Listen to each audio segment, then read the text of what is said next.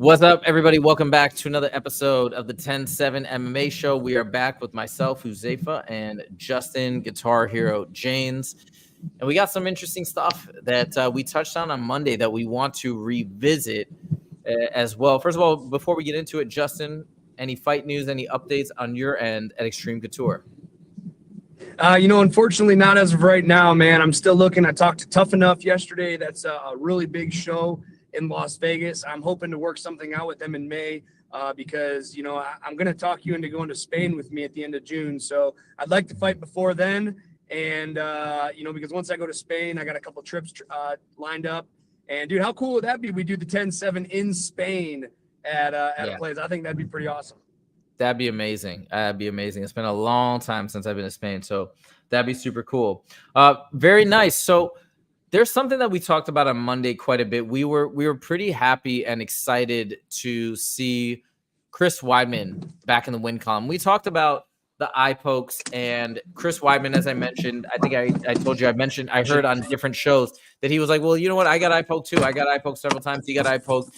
And he was basically saying, look, man, that's going to happen sometimes in these fights. You can't drop down. You can't do this. You can't do that. He got the win, and we were kind of both happy for him. Now, most of the MMA media in the last week has been very supportive of Chris Weidman, sort of echoing these sentiments, basically saying, all right, yes, there were eye pokes back and forth, but they happened to both people, and Chris Weidman did what he did. He still won the fight, etc. Now, I watched a really interesting video last night, and I want to show some clips from it today. It's from the MMA Guru. We got actually two videos queued up today from the MMA Guru, where today the first one is about the Chris Weidman eye poke scenario. The thing I like about MMA Guru is he's not afraid to go against the grain. He's not afraid to look. Chris Weidman is a beloved fighter. Everybody loves him. He's a former champion, and people are getting behind him.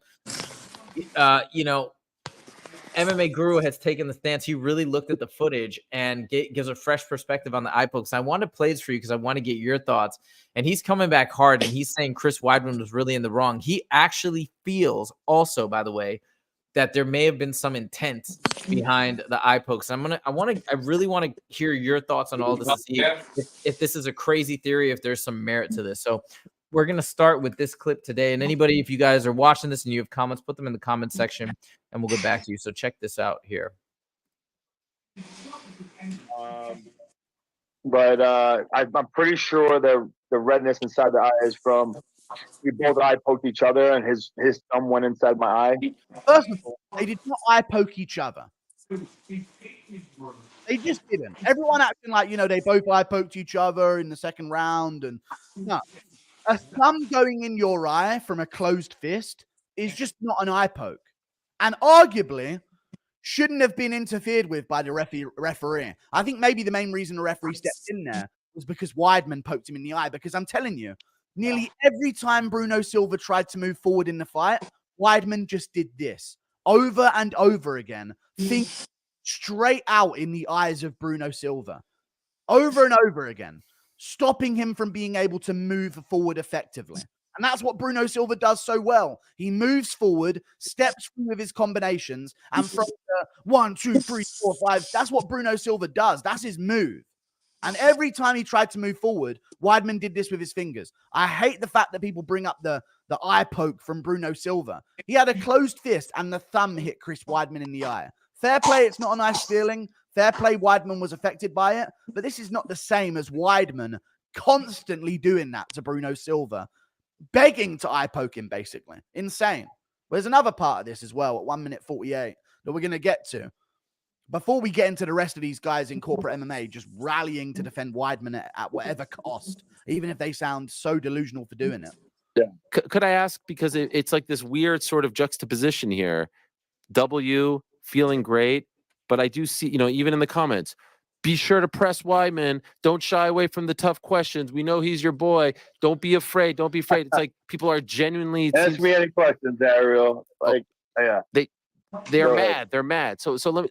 He's like belittling us. What do you mean? They're mad. They're mad. Okay, so I want to pause it here. So it is kind of interesting that the perspective that he brings up. Moreover, what he goes on to say later in the video is that his theory is this, that not only that maybe there wasn't an intent to eye poke, but what he said is John Jones is something different. He said that he actually, and you tell me if this is a thing, that he's putting his hands up like this, right, with the fingers stretched, not necessarily intending to eye poke, but wanting his opponent to fear the eye poke, meaning that was an effective way of stopping Bruno Silva from coming into his territory, which he does normally so effectively, because he was afraid of getting poked in the eye. Moreover, he goes on to mention that the severity in the eye pokes that Bruno Silva received were far worse than what Weidman received, and that apparently he's lost 30% of his vision as of now, Bruno Silva, and he's hoping that it will come back, but the doctors don't know. Like, he endured serious damage to his eyes from those eye pokes. So, Justin, I want to turn over to you with all these facts.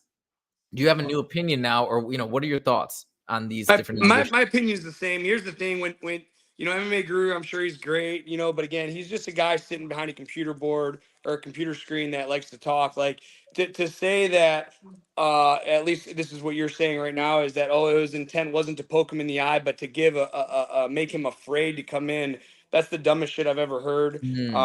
Never in a and again, I might not be the UFC champion, but I've had 77 MMA fights in a ring or a cage. There's never been a point to where it's like, the guy's sticking his hands out to where I think in my head, I can't engage because I might get poked in the eye. Nobody thinks like that. No fighter would ever think that. Chris Weidman didn't think that. If Bruno, that would just never happen. Like, because then you address it with the referee in between rounds. Hey, can you watch his eye pokes? And with that being said, if you get eye poked enough in a fight, a point will be taken away. The fight will be stopped. So, like, why would anybody? I think that's just outlandish to say that his intent. It killed his game plan because he was afraid to get poked. Absolutely not. You'll stick to the game plan, and if you get poked, the right things will have to come up. Speaking of eye pokes, you look at one. This dog doesn't even have two eyes. Like, he's missing an eyeball here. I call this dog Pirate. Regardless, I know they surround me as soon as I get home. But regardless, I don't really like that he's making outlandish claims like, Bruno was afraid to come in because he was that's not a thought process. No fighter is in the cage thinking, I better not punch this guy in the face or engage because I might get eye poked. I don't know who said that. Even if you're saying it, I'm sorry. That would not know a real. I can't ever imagine being in a situation where I'd be like, I'm not going to try to fight this guy because I'm worried about getting eye poked. That's ridiculous. Well, that's why we asked you. That's why I want to know your perspective. That's exactly right. Because MMA Guru is very knowledgeable, but again, he's not a fighter, and so that's just from his perspective. Now, lastly, coming back to the notion that the severity of the eye pokes seem to be different, especially from the repercussions. Bruno Silva seems to have a serious lingering injury as a result. Does that also change your stance in any way in terms of the outcome of the fight? I mean, do you still think it should have gone to Weidman as a victory, or do you think there should have been a disqualification? I can tell that we're going to be talking about this for probably a couple more episodes. So I really need to do my due diligence and rewatch this fight because I've only watched the highlights of the fight. Now, I understand, like, a thumb poke from a closed fist, that's not an eye poke. That's getting punched in the face with a closed fist. So for him to say, in the second round, he got thumbed in the eye. Now, if it was like this, if he thumbed him, sure. But if it was a closed fist in his knuckle, like a lot of times, this knuckle will end up in the eye socket from a legit punch. That is not an eye poke. That is not defined as an eye poke. That is, you're not getting poked in the eye. This is getting poked in the eye. This is getting poked in the eye. This is not getting poked in the eye. All right, that's just a legit punch. So again, I'm really gonna have to break this down because for Weidman to say, I can't imagine Weidman. I mean, the guy's been around. He's a former UFC champion. I can't imagine him saying a thumb from a punch in the eye. Now, if a punch was thrown and this happened, sure. But again, it sounds like I really need to break this fight down, slow it down, and investigate all these pokes. Because, I mean, initially when I see the highlights, Weidman's eye pokes looked way worse than Bruno's did. But then again, if Weidman whooped his ass in the first round, the second round, gives him a bad poke in the third, and he can't continue, man, let me rewatch this fight this week, and let me give you a better answer on Friday. Because it seems like there's a lot of small nuances that I probably missed from not watching the fight. Yeah, and then apparently there was also, in one case it was almost like a double. It was like a combo eye poke. He went bop, bop. Yeah, like Chris Weidman, I saw that, but here's another thing. As a fighter, like, you never think in your head either. It's like, all right, I'm gonna poke this guy in the eye to get a break, or I'm gonna poke this. Like, that's just not a thought process. I mean, Maybe to some fighters, but again, I've been around the game for a long time. I had my first fight in 2007. I have fought in some of the most crazy. I mean, there was one time where I fought. There was basically no rules. The only rules that were that no hair pulling and no nut shots. You could elbow 12-6. You could knee him in the head on the ground. You could soccer kick him. Like, I've been around for a long time. I've heard a lot of different perspectives on the sport. Never have I ever heard a fighter say, "All right, I'm going to try to poke this guy in the eye to get a break." It just doesn't happen. Well, there you go. All right. So you guys heard it here. And I think that's a really good, fascinating, interesting perspective, again, from the fighter perspective versus MMA Guru. But I do applaud MMA Guru for trying to get Bruno Silva's back, trying to shed some light onto, I think, because Weidman's been doing all the interviews, it does feel like that his narrative and his perspective is getting shared over and over, and there's nobody speaking up for Bruno Silva. So at least he's trying to do that there, and I do respect that. But there you go. And I like MMA Guru. I think he has a lot of, and again, it sounds like I'm throwing shade at him. I'm definitely not. I think he's a great host. I think he has a lot of great information. But to make outlandish calls, like, he's just making things up now, and it's hard for me to respect that, especially as a fighter. It's, we joke a lot. I mean, we make jokes and stuff like, "Hey, fuck, if you get tired, just kick him in the balls. You get one free kick to the balls, or you get one free eye poke." Like, but we joke about that in the gym, but it's never a conscious thought in a fight. That just doesn't happen. Right. Fair enough. Okay. Now I want to come back to another topic. I know we got so much, like, by the way, guys, next week we got so much stuff we're going to be talking about. We're going to talk about this entire UFC 300 card. We're going to try and get Justin to come down. We might even do a stream during the fight. We'll see. Lots of fun stuff next week. It's going to be wild. I cannot wait. But anyways, we're coming back to another topic that we talked about previously, which was this controversy surrounding Ariel Helwani, because it's heating up as well. Jesse on Fires talked about it. MMA Guru talked about it. And it's just, oh, sorry. No, we didn't talk about this on Monday. What am I saying? This happened. Wait, did this happen on Wednesday? I'm blanking now, but anyways, this controversy seems to be getting bigger and bigger, where it's another fighter calling out MMA Guru, not MMA Guru, Ariel Helwani, for sort of using his platform to get at the UFC, or using fighters in what they feel. And, Jamal Hill has talked about this, to kind of twist their words to forward an agenda that maybe he wants to push or whatnot. So we're going to go back, because MMA Guru made an amazing video talking about this whole ordeal. And I thought we could get your perspective as well, Justin. So check this out, guys. We're going to share. We got kind of like a drama-filled episode today. All right, so let's see this. And as you guys know, MMA Guru, he just puts things so well. So let's check it out. Because he absolutely royally cooked Ariel Helwani. Different fighters. But me personally, I feel like when we come on your show, you try to use us as a weapon against the UFC, right? Yes, right, Joaquin Buckley. You're dead on, brother. Okay, dead on. Uses fighters like weapons against the UFC. And this is a known fact that Ariel was going to go on to massively deny. You use your platform, but you try to set us up low-key, right? For real. With certain questions that fighters you already know, if we have those conversations and what we try to talk about could have us get in trouble with who we work for. Absolutely. I wish I would have loaded up the clip of him pushing for Poirier to answer if he got a share of the pay-per-view, where Poirier very clearly couldn't say whether he did or not. You know what I mean? This is a fact. Ariel Helwani pushes the fighters' buttons and tries to get something out of them. There are compilation videos on YouTube with millions of views. 10-minute long compilation videos called Ariel Helwani instigating fighters. And within those clips, there will be moments where he is turning them against the UFC. But Ariel seems to very strongly deny this. And I have no idea why he denies it. I don't know why Ariel won't just be a little bit evil. We're all a bit evil, brother. You don't have to be an angel. Admit sometimes that you ask some questions to twist the fighter's buttons. And when you notice that a fighter and the UFC do not have the best of relationships, you love stirring the pot. Sorry, so we're gonna stop it there. So I think that's the main point. That's the thing that I think many fighters have called out over the years in terms of this controversy. And I do think it's relevant for us or other folks to talk about this, because Ariel Helwani, he does have, I'm going to stop the screen share. He does have the largest platform when it comes to the UFC and mixed martial arts in general. Now, I do like Ariel a lot. I'm actually a big fan. I watch his show every week.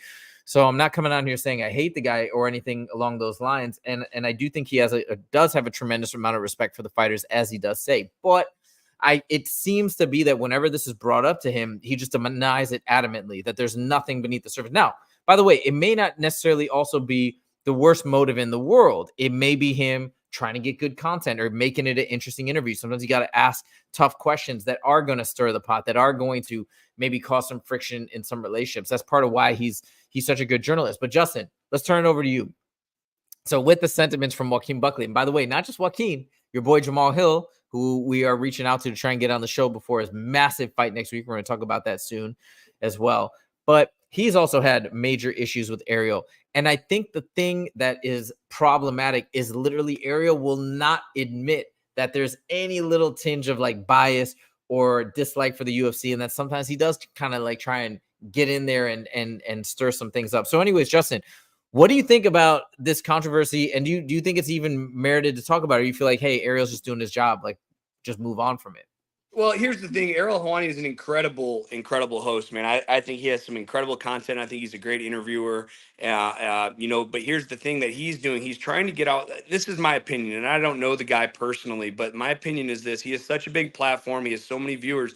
You look at a lot of things that a lot of podcasters, a lot of guys are talking about, and it's a lot of the same stuff. So I don't think his intent is to get the fighters in trouble with Dana White, with the UFC, with, a matchmaker, with, instigate another fight. Although it seems he may be asking questions that can propose these interactions, these perhaps altercations, but I think he's just trying to get fresh content that nobody's talking about. Or like you said, he wants to ask the questions that nobody else is asking or the people are afraid. I don't know the guy personally to say it's intentional. Or his intent is to get the fighters in trouble. But I do think his intent is to get clicks and is to get views and to get people talking about it. And look at us right now. Just even though we have a small show right now, we're sitting here talking about it. Western Mass Climber, all our other viewers are listening to us talk about him. And I think that's what he's trying to do. And he has such a big platform, he can really do whatever he wants because the fighters, if Ariel Helwani called me and be like, hey, come on my show, I'm going to do it. Any other fighter, because it's such a big platform, you're going to do it. So, I can see what Buckley's saying. I can see what MMA Guru is saying. But when you have that much clout, it doesn't really matter. And people are going to tune in. And really, at the end of the day, that's all that matters. And he's such a phenomenal interviewer. When it comes to the art of interviewing, man, he's just so on point. And that's why his interviews are always the best. They're always really, really fun and really interesting. You get some of the best insights. The best interview with Sean Strickland of all time was with Ariel, of course. So he does his job phenomenally well. I think I'll have to watch that interview because I really liked Megan Olivia's take on Sean Strickland. There's like a 30-minute interview where they sit down at the UFC PI. And I have watched it 3 or 4 times. It's just like, if you want to see who Sean Strickland is, watch Megan Olivia interview Sean Strickland. And that's one thing I really appreciate about Megan Olivia too, is she didn't prod him with the hard questions. She asked him very basic questions, very short questions, and gave him the mic and let him riff for 30 minutes. I think it's an incredible interview. If you get a second to watch it, I'm going to have to watch the Ariel interview because you say that one's the best. Maybe I'll change my mind once I watch it. But if you haven't seen Megan Olivia yet, it's freaking awesome. I'm going to definitely check it because I probably have seen it because I've seen everything about Sean Strickland, I think. But so I assume I've seen it, but I'll check it again and make sure. And I just to come back one more time, I think one of the things that feels tricky to people like MMA Guru or even Jesse on Fire is that obviously Ariel has a tiny bit. There's some bit of vendetta against the UFC, but it makes sense that he has one. Dana White and the entire organization tried to annihilate him, tried to destroy his career, tried to get him fired from ESPN. It goes on and on. They keep coming after him and he keeps surviving just because he's so darn good at what he does. So I think it does make sense that maybe occasionally, hey, he's going to fight back a little bit. He's going to prod them. He's going to poke them. Also for the fighters' benefit, I do think he has their interest at heart. But this is where the controversy is going. I do think it's interesting that Joaquin Buckley is bringing it up because it's probably a little bit risky to go against Ariel, as you mentioned, somebody with such a large platform, but it makes for good conversation, and we'll see what happens as this continues, but we'll continue to cover it. Yeah, go ahead. I mean, even even if Joaquin gets a little backlash from this, like any publicity is good publicity, even bad publicity. He's on Ariel's show, calling him out on his own show. We're talking about it. Everybody else, MMA gurus, talking about it. Buckley did the right thing, man. Yes. It doesn't matter if it's good publicity or bad publicity. Look at Colby Covington. I mean, everybody basically in the MMA. I don't think of one single person that's a fighter that's like, wow, Colby Covington's a good dude. Like, I don't even know the guy and I don't like him. But guess what? We're talking about him. He's still, fighting for. He's fought for a title. Like, any publicity is good publicity. And Buckley did the right thing, and people are talking about it now. So hats off to him. There you go. And that video, but that MMA Guru did on this piece has gotten already 120,000 plus views. So it's pretty newsworthy, and people want to hear about it. All right, now we're gonna move on to this Mike Tyson fight against Jake Paul. Things are heating up as we're getting closer and closer. So Jesse on Fire did a really cool video on this, showing some new sparring footage. I want to show it to everybody, specifically Justin. And oh, by the way, I went to sparring class today. It was amazing. I'm getting better and better in terms of sparring and feeling way more comfortable. I had a blast and got knocked around a bit in the head, but was all good. Very light compared to how you spar that one time. All right, so let's get into this Mike Tyson footage and check this out. Some other training footage. Look at it. This is Evander Holyfield when he was training for the Vitor Belfort fight. Now, tell me what you would have thought if you saw this and you're like, oh, he's 58 years old and he's fighting Jake Paul even. Watch the speed. Look at that.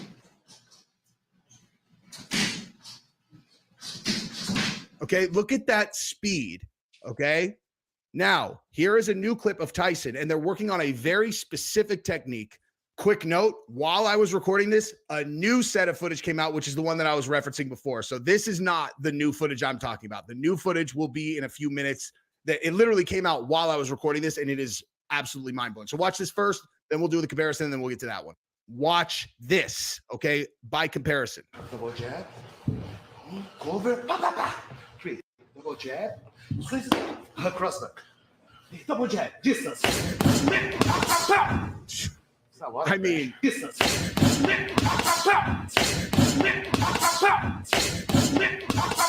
Oh. Again, and then let's go back to this one. So we're looking at the same things, okay?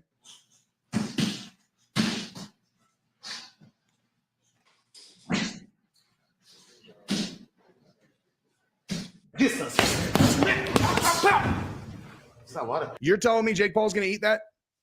You're telling me Jake Paul's going to eat that shot? See, assessing people's boxing speed is something that's very challenging to do if you're only looking at one person at a time. Okay, so we're going to fast forward a little bit more, and I want to just show, here's the new footage. Okay, ready?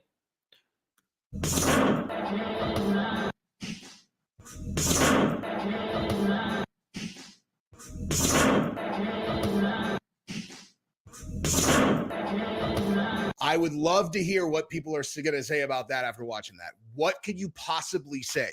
There is no question who the fastest is, and Jake is fast, dude. Mike Tyson's faster, and Mike Tyson's shots are going to put you into another dimension. Now, Jake. Okay, Justin, turn it over to you. I'm not even going to say anything. I'm so curious to know your thoughts.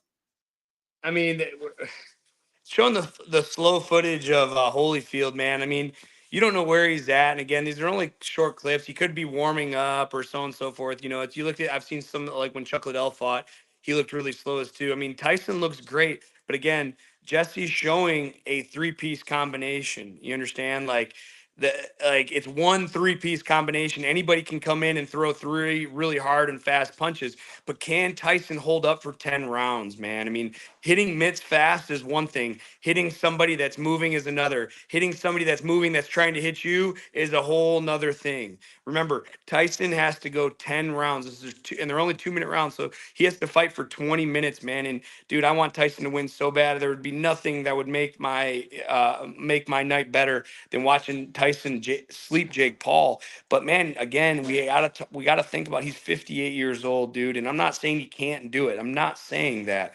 But now if Jesse shows a video to where Tyson's doing this for 5 minutes straight, dancing head side to side, how he does hook, uppercut, bang, bang, bang for 2, 3, 4, 5 minutes straight. All right. Now we look great. But dude, I can roll off the couch at any time, and no matter how good a shape I'm in, and I can throw a 3-piece combination to make it look like powerful and fast. And again, Tyson's is so powerful and fast, but again, the longevity, the last thing to go. And fuck, don't you remember the Rocky movie, man? Like when Rocky came back and he fought, who did he fight? He fought it was like Rocky 6, or when he came back and he was retired, and he was the old man. He ended up losing at the end. He went to decision, but it's like he's like, we don't have any speed, we don't have any cardio, but we have power. The power in fighters is the last thing to go. So Tyson is going to bring this power to the cage, but how long can he hold on to this power? Once, I hate to say it, but fatigue makes cowards of all of us, man. And man, I really hope he can go out there, and I hope he can dance for 10 rounds. I just, unfortunately, with his age, I just don't see him being able to. And again, I want Tyson to win. This is not throwing shade. This is me just being honest. He's 58 years old, man. How long can he throw for that crisp and that powerful and that fast? Now, another question I had, which was a point that somebody brought up in terms of training and injuries, right? One of the things that they mentioned that was going to be a problem for him at 58 is he's going to have injuries. It's going to take him longer to recover. He's going to have to be more careful in training. So it's going to slow everything down. But in terms of, I get that in MMA, especially with wrestling, even with kickboxing, you're way more prone to injury. But in boxing training, are injuries they must be less common, right? When you're training for a boxing match versus in terms of the sparring injuries, or is that incorrect? No, I believe that's correct. And I'm sure boxers would disagree and be like, oh, no, we get way injured more. Or, no, it's fucking way tougher sport, dude. People sound stupid. Like you don't kick in boxing. You don't fucking step on each other's feet. You don't, you know what I mean? Like you have bigger gloves on, we train in 7-ounce gloves. Boxers typically train in 16 or 20-ounce gloves, so maybe 12 at a low end.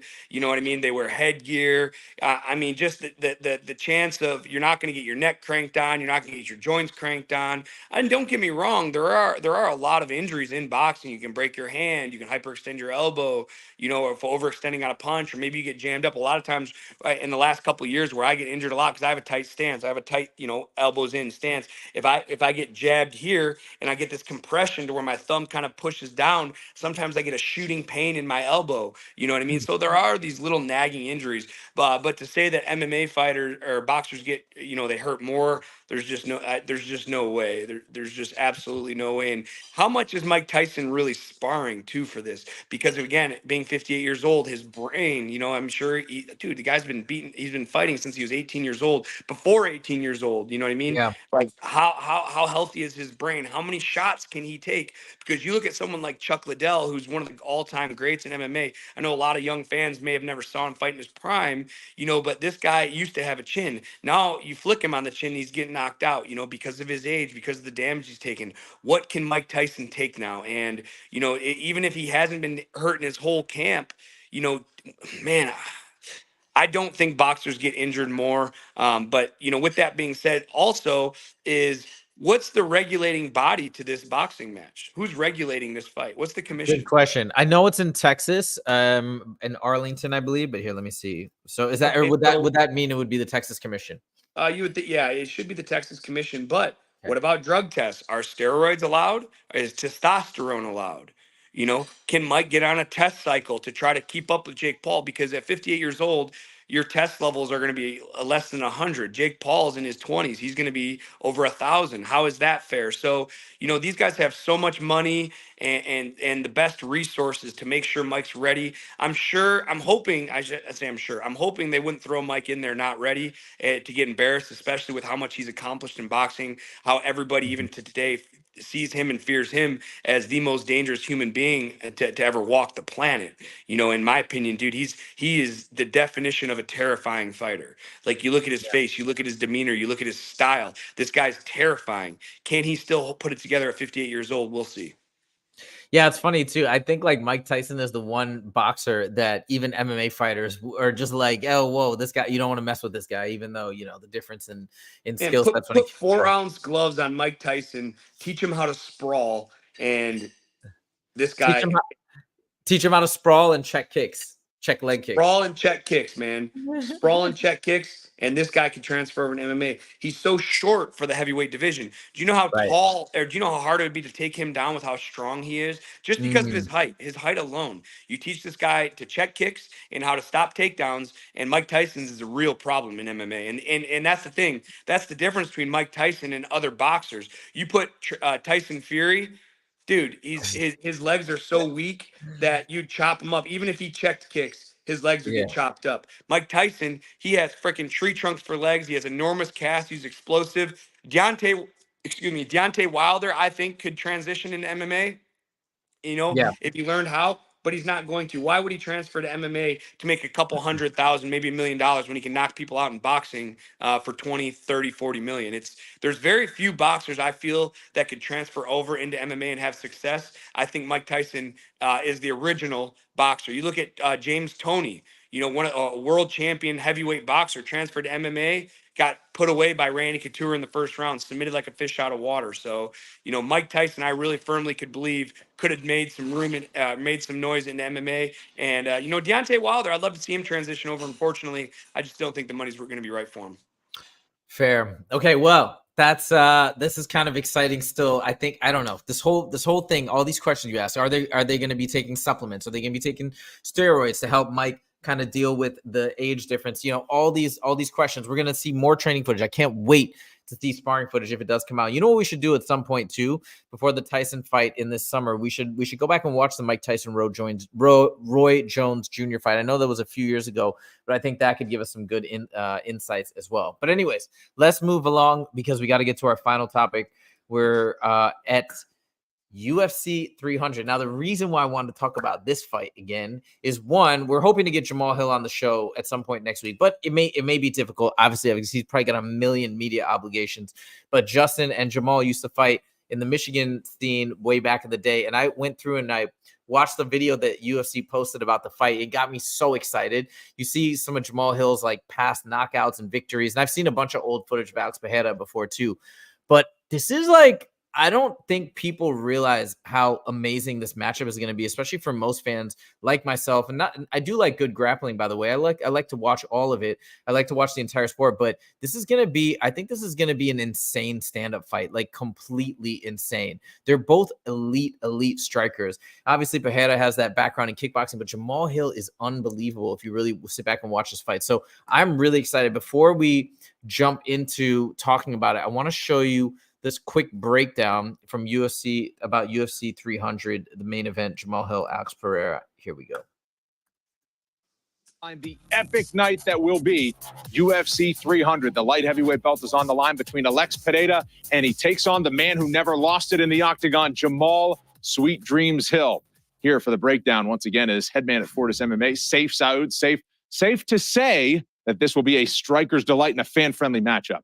Absolutely. This is a huge matchup. Former champion versus the current champion. Let's start with the current champion, Alex Poatan Pereira. This guy's got hands of stone. That's what that nickname means, but especially that left hook. He seems to always find a way to connect that punch, even when he's behind. Also, a devastating kicking game. This guy debilitates his opponents, gets them reacting, takes away their movement. Also, many years of kickboxing, a multi-division champion, taking on the former champion, Jamal Sweet Dreams Hill, who never lost the belt, like you said. Also an excellent striker, very good at staying long. This guy fights both sides. He sets everything up with really tricky footwork. Also very good at the clinch. He grabs the head. We saw him on the Contender when he busted in the UFC. Big elbows and big knees. This guy's a dog. He's going to push in the championship rounds. This is a really big matchup. I can't wait to see how it turns out. So it's strange. Like, people have been talking about, we were expecting, I don't know, Conor Khabib, some insane thing like that. But if you really think about just from the pure fighting perspective, actually, this is probably the best fight we could have had as a main event. The more that I think about it and the more footage that I watch, but there's so many interesting questions and also some scary questions in terms of Jamal Hill's recovery with his torn Achilles and whatnot. But I thought we're 1 week away, a little over 1 week away, 1 week and 1 day away from this crazy matchup. I mean, Justin, I know he trained a little bit with you guys at Extreme Couture. Now he's back training in Michigan and Grand Rapids. Where are we in this fight, and our thoughts about the potential outcome in the matchup? I just talked to Jamal the other day, man. I sent you, a little thread of our text. Jamal is ready to go, man. Like I said in our past shows, the UFC wouldn't put him at such a big event if he wasn't 100%. And talking to Jamal, he says he's gonna knock this guy out, man. He says that he feels his striking is way overrated. Prayer striking is way overrated. Jamal sees some holes in his striking that he feels he's really gonna have an easy time exposing. Jamal told me, and he said it publicly, that he's going to make this fight look easy and he's going to knock out Alex Pereira within 3 rounds. Holy smokes. It's so crazy. Okay, so they also showed some amazing footage of the work that they've been doing with Jamal Hill at the PI Center. So it was in terms of recovery of that torn Achilles. It was really cool. You've mentioned this before. If you live in Vegas, that is the best place to be an MMA fighter because you have access to all these you get free meals, if I remember correctly, right? Free, like amazing, high quality, super nutritious meals from the PI. You get access to their health and wellness staff. They're doing like personal training. They're doing, rehab, all these amazing things. So he's been there, and I think he's been rehabbing it. That's probably why it's been rehabbed so quickly. Is this still any? I mean, you said he's back to 100%. He says he's back to 100%. Is there any part of you that's a tiny bit concerned about that injury, or at this point, seeing him train, are you, hey, he's going to be back and it's going to be a full-on battle? I mean, this is for the UFC championship, and it doesn't really matter what my concerns are. But to answer your question, I'm not concerned at all because the UFC, again, I really would like to think they wouldn't put him in this situation in such a huge circumstance that he's not 110%. They have too much money riding on this. Jamal has too much money riding on. This is his legacy. He never really lost the belt. So, technically this is, I look at this fight as I don't see Alex as the champion. I see them both as contenders fighting for the belt. We're talking about Alex, who's officially the champ, Jamal, who never lost the championship officially. So I still see him as the champ, man. I don't see the UFC setting him up. I don't see Jamal Hill fighting in the main event of UFC 300 being compromised. I don't think it would be a good business decision for the UFC or for him. And I think Jamal Hill is going to come in here. My biggest concern for Jamal is being overly confident right now. Like I said, when I talk to him, he says, "Oh, Alex, he's not as good as people think. He's this and that." In my opinion, Alex is as good as people think. Alex is a world-class kickboxer. He's shown it time and time again. So for Jamal to tell me and to tell other people that he's not as good as people think, that's semi-concerning to me because that tells me that Jamal might be overlooking his opposition. And I really hope he isn't because we're talking about one of the best kickboxers credential-wise to ever step in the UFC. I think the main concern that I had and that other folks had, obviously we're not, I'm not an MMA fighter myself personally, but the concerns that were always ever present in my mind when Alex Pereira came in and when he first fought Izzy, I was like, I just don't think this is legitimate. I think Izzy's going to mop the floor with him because of the lack of experience with mixed martial arts in particular. I just didn't think he was going to he went up the ranks so quickly. So that was always my concern. But then he showed time and time again against Izzy, but not just against Izzy. Also, when he fought Yuri just recently and won, he beat Sean Strickland. I mean, he's shown that he's actually picked up this game pretty quickly, and he's got amazing takedown defense. I think he even went for a takedown against Yuri. I can't remember, but I think he's getting confident on the ground too. So that's the really fascinating part. We're rooting for Jamal here, I believe, in unison. We're both from Michigan. We'd love to see Michigan champ back in action, back on top once again. And by the way, I think Jamal Hill might be a lesser known fighter to a lot of folks, right? Even despite the fact that he was a champion, he's kind of had a riff with Ariel Helwani. He doesn't appear on there, but I'm going to encourage everybody because I'm a fan of listening to the fighter interviews, really getting into their mentality and seeing their personalities. And Jamal Hill is one of the most fascinating guys, and he's extremely, extremely intelligent if you listen to him talk and hear his perspective. So I would encourage all you guys to go back, watch some of his interviews, get hyped for this fight. You're going to get more excited about it the more you get into it and really understand who these people are and what they're all about. Okay, I have a prediction, by the way, not about the fight. I have a prediction that when we get to the press conference next Thursday, Alex Pereira is going to come out speaking English. I mean, he's been working on it. And I mean, again, it's been the biggest thing, and you and I have talked about this a lot. Like, that's why I don't like Russian fighters, because they all have Yeah. a similar name. I get them all mixed up. I can't remember the names, and none of them speak English, you know. And it's not that they're good, they're bad fighters. They're all awesome, but it's hard for me to get excited. So if he does come out, you know, just like Charles Oliveira did, just like Peter Yan did, like I reiterate that, as I said on Monday, is I just can appreciate it so much, because I know how hard it is. I've tried to learn Spanish. It's fucking tough. So these guys that are putting in their time to learn another language just to relate to fans, just to relate to other fighters, I just think it's awesome, and hats off to them. And I'm more willing to get behind a guy that's willing to put in some time to learn a new language to relate to the fans than I am not than a guy that's not. For sure. I agree. All right. Well, that's my prediction. Let's see what happens. As far as the fight goes, you know, we're definitely rooting for Jamal Hill, but this is going to be an insanely close and interesting fight. So I have to believe you guys are watching the show. You're going to check it out. Now, we're going to end with a quick comment from Celine. Celine said, Mike Tyson can surprise a lot of people. I think so, too. I think if you look at what Jesse on Fire has been saying, and some other folks, they're really leaning towards Mike Tyson. I don't know. I think that's the interesting part about this fight, is that there's so many unknowns, and there's people that feel very strongly on both sides of the fence. So it's going to be a good one. I think they made a great pick here for what's coming up that's going to be streaming on Netflix. So we'll see what happens. A lot of amazing stuff coming up in the fight world and mixed martial arts and the UFC in particular. So everybody, we will be back next week. Let us know in the comments below, by the way, if you want to see a certain number of shows or certain topics covered next week. We're planning to do a ton of streams and a ton of videos leading up to this epic card. Thank you guys so much for joining. We're past 200 subscribers. I think we're up to 202 now. So if you haven't subscribed yet, make sure to click that subscribe button and give us a like, give us a shout, do your thing. And we wish you all the best weekend ever. And we will see you guys next time. Take it easy. Thank you.